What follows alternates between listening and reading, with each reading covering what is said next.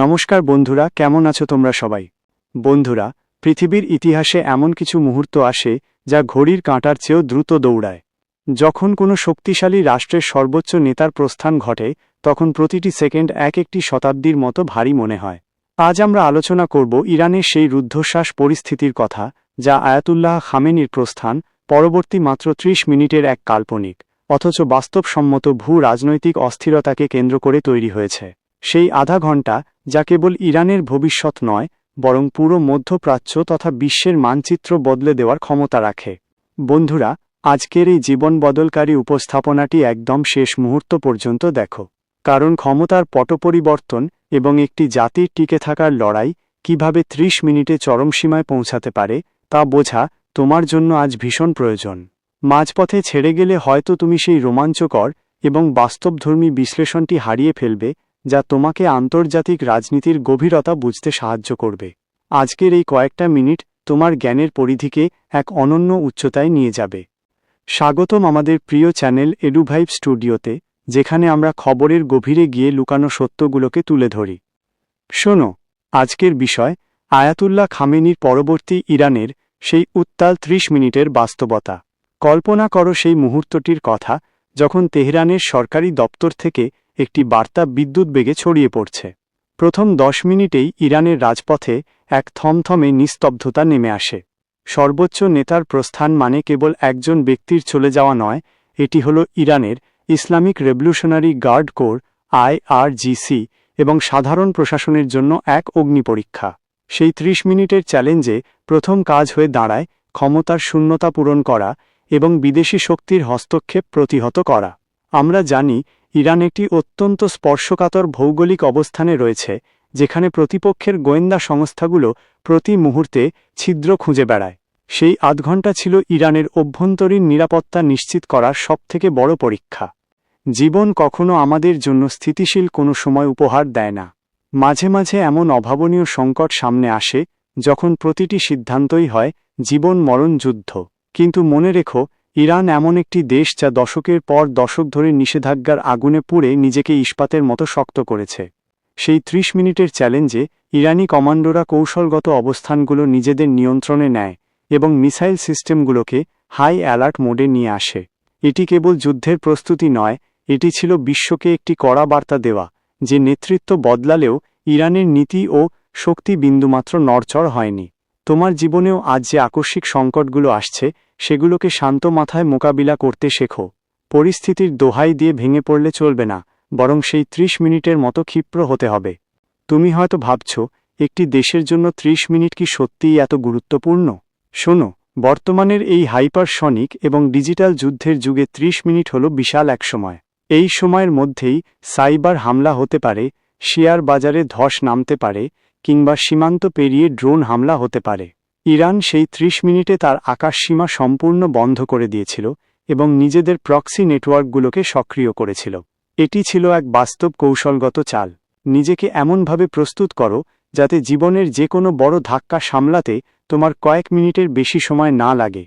যারা আজ ইরানের এই প্রস্তুতি নিয়ে গবেষণা করছে, তারা জানে যে একটি জাতির মেরুদণ্ড কতটা শক্ত হলে এমন পরিস্থিতির মোকাবিলা করা যায়।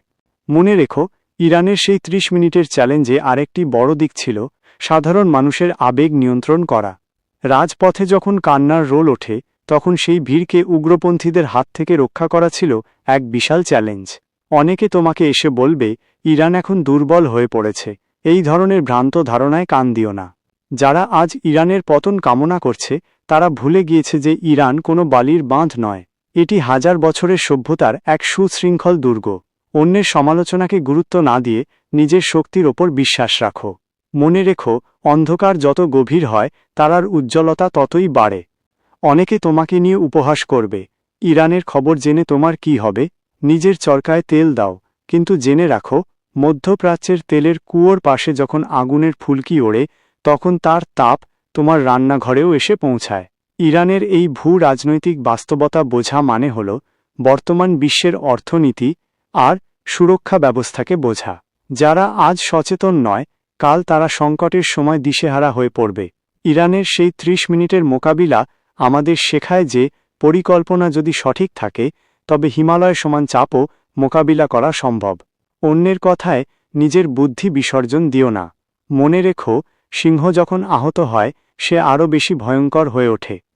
যখন মনে হবে চারিদিকের পরিস্থিতি তোমার নিয়ন্ত্রণের বাইরে চলে যাচ্ছে, ঠিক সেই মুহূর্তেই একবার ইরানের সেই সুশৃঙ্খল নেতৃত্বের কথা ভাবো। নিজের ওপর নিয়ন্ত্রণ বজায় রাখো। অস্থিরতা কোনো সমস্যার সমাধান নয়।